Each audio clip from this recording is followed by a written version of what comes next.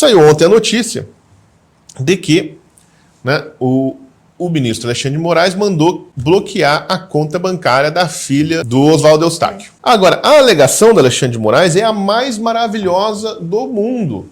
Né? Olha lá, ministro do STF bloqueia a conta bancária da filha de 15 anos do Eustáquio pela segunda vez no ano. Né? Você consegue abrir essa matéria aí? Que eu quero ler uma coisa aqui que tem nessa matéria que é sensacional. Que ele fala assim, o ministro. Quer dizer, não fala, né? Que vou achar outra matéria. Isso aqui é sensacional. Né, que ele afasta excepcionalmente, né, garantias individuais para bloquear as contas da filha do jornalista. Né? Por quê? Veja, ele está afastando excepcionalmente as garantias individuais. O que ele está dizendo? Ele está privando ela dos seus direitos fundamentais que estão lá na Constituição, no artigo 5º da Constituição, excepcionalmente. Mas para que ele está fazendo isso? Para proteger o Estado democrático de direito. Essa é a alegação dele, né? Porque o Oswaldo Eustáquio é um terrorista, um criminoso procurado por tentar dar um golpe de Estado. E aí precisa bloquear. Agora, o que a filha dele tem a ver com isso? Absolutamente nada. É uma menina de 15 anos, né, que jamais tentou dar golpe nenhum, nem sabe o que é Estado democrático de direito. Por que ela está sendo penalizada pelo suposto crime de terceiros? Ninguém sabe.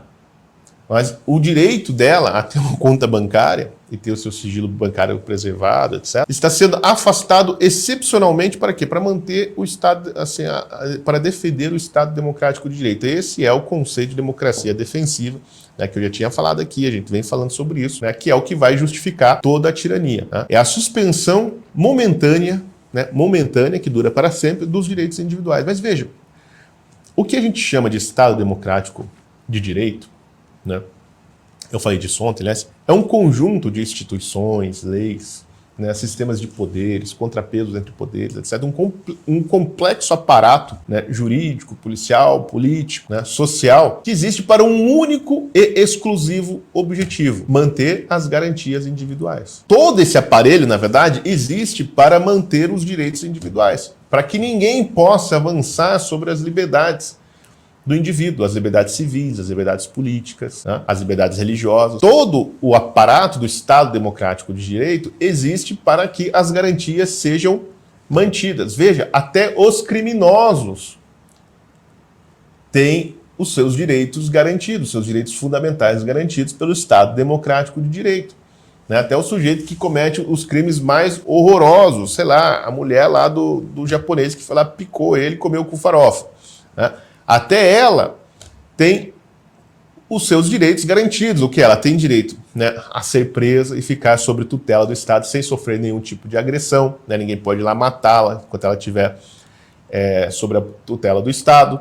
Né? Ela não pode ser torturada, ela tem que ter a sua integridade física preservada, ela tem que passar por um julgamento justo, com direito a ampla defesa.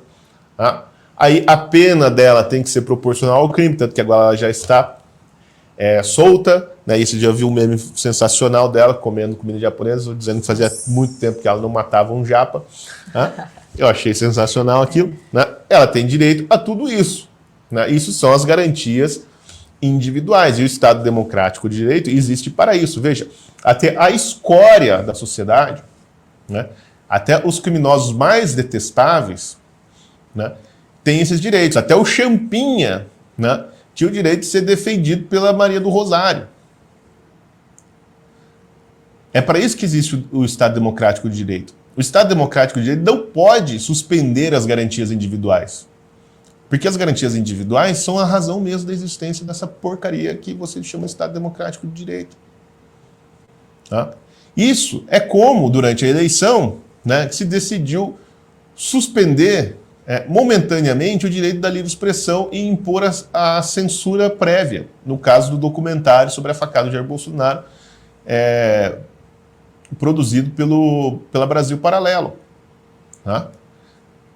Na decisão, na fala que ficou famosa, se não me engano, da ministra Carmen Lúcia, dizendo que, olha, a censura sempre é ruim, mas nesse momento, excepcionalmente, é melhor para as liberdades, né, melhor para a democracia que as pessoas sejam censuradas e não possam falar a respeito da facada que o Jair Bolsonaro tomou por um ex-militante do PSOL em 2018. Tá? Porque isso pode interferir no resultado das eleições. Óbvio que pode, e a gente queria que interferisse, porque afinal né, todo mundo sabe que o Adélio está no espectro político da esquerda. Né, e a esquerda toda comemorou quando o Jair Bolsonaro tomou uma facada. E existe uma suspeita que paira sobre boa parte da sociedade de que o Adélio não agiu sozinho. Tá? E que aquilo tem todas as caras de ter sido um crime político. Né? Então, assim, mas ninguém pode falar desse assunto durante a eleição, porque isso pode melar a eleição. Né? Pode melar a eleição do Lula, porque é claro que, né, ninguém está dizendo que foi o Lula que mandou dar a facada, mas a esquerda, né, o grupo político do qual o Lula pertence, é suspeito de ter armado esse negócio. Né? Pelo menos criou a mentalidade necessária para o Adélio ir lá, né, para induzir o Adélio a ir lá e dar uma facada do sujeito. Tá? Então, quer dizer, ninguém pode discutir isso. Então vamos impor uma censura, né, porque na época de eleição ninguém pode falar daquilo que importa. A gente só pode falar de coisas boas e bonitas. Né? Aí, como bem alertou, né, o Emílio, né, censura é igual piroca, não tem ombro.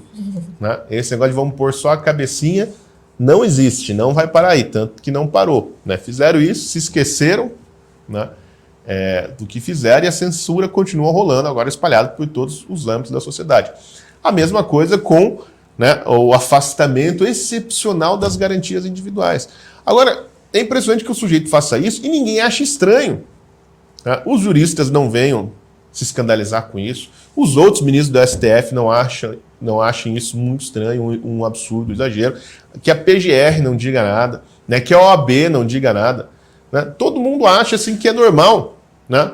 Uma corte que existe para proteger a Constituição, suspender excepcionalmente a Constituição, porque é isso que ele está dizendo. As garantias individuais estão lá na Constituição. O que o ministro está falando, assim, ó, para defender aqui a Constituição, é preciso dar um chute na bunda dela, né? Mandar a Constituição para a cucuia e fazer aquilo que eu acho que é melhor. Né? Porque a verdade é o seguinte, eu sou muito melhor que a Constituição. É isso que o Alexandre de Moraes está dizendo. Né? É isso que baseia a decisão dele para perseguir a menina de 15 anos, né, que agora vai pagar pelos supostos crimes do seu pai. Né? Porque agora, afinal, né, no direito brasileiro, né, o crime é uma espécie de herança genética que passa de pai para filho. Né? Então somos assim, né, os herdeiros, né, do crime. Né? Então quer dizer, esse negócio, né, ninguém sabe onde vai parar. Né? Quer dizer, a gente sabe onde vai parar.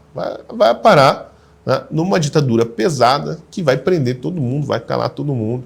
Né? É para isso, é para onde essa coisa está arrumando. Né? E ninguém parece estar se importando, porque por enquanto está gostoso, porque é só no cu dos bolsonaristas. Essa é a verdade. Né? Agora começou, agora vamos censurar entrevista. Né? Agora a imprensa começou a ficar assim, meio, vamos até na OEA fazer uma denúncia lá, mas também não vamos fazer muito barulho, porque já viu, né? A gente pode ser censurado também, como foi lá a revista Cruzoé, né? No caso da matéria sobre o Dias Toffoli. Tá? Então assim, agora a imprensa começou a sentir, falou, olha gente, não é só com o Terça Livre, né, que eles vão fazer isso, não é só com a Brasil Paralelo, é com nós também. Né?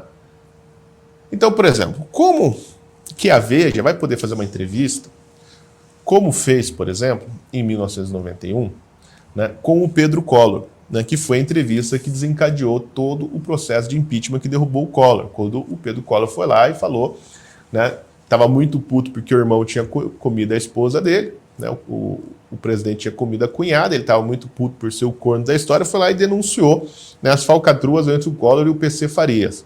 Né? Foi essa matéria, essa entrevista, que desencadeou a coisa toda. Agora, como que isso vai poder acontecer?